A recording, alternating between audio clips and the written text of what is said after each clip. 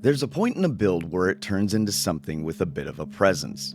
This one was part of the BG Model Workshop Appreciation build, where each of us builds something as a nod to Brian. He's been a solid, supportive part of this community for a long time. He shares what he knows, he shows you how he does things, he helps people get better. I asked him what he'd like to see me build, and he said, something outside of your comfort zone.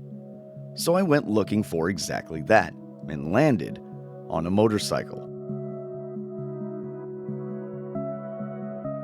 I've owned and ridden motorcycles, so I understand them, but building one in scale is different.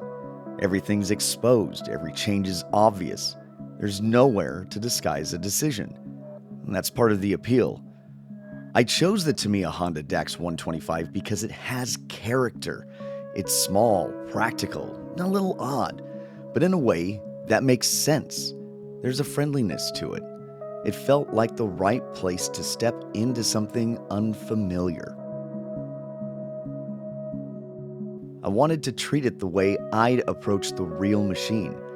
I removed the molded rear fender extension and relocated the plate to the swing arm. The taillight and rear signals were lowered and remounted, and I blended the fender until the shapes felt intentional. The front fender is two pieces in the kit, so I reshaped and smoothed it into one continuous form. It changes the feel of the bike more than you'd expect. Color is splash signal yellow, finished with a light layer of Tamiya pearl for depth.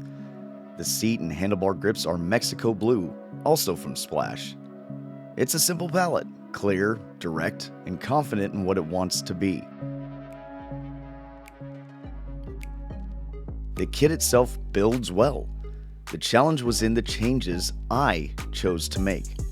I hadn't relocated lighting before, and getting those pieces to look like they always belonged there took some time. I experimented with metal finishes, Tamiya metallizers mixed with Mr. Color Rapid Thinner for the fork hardware and other pieces, then Splash metallizers for the engine and wheels when I needed different tones. None of it was complicated, but it required attention and patience. And that was the point. When it was finished, the bike had the attitude I was aiming for.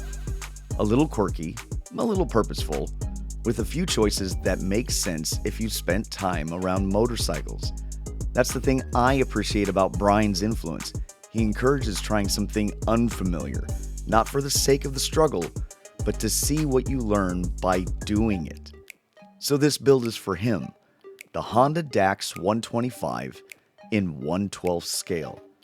A small project, but one that pushed me in the direction I needed to go.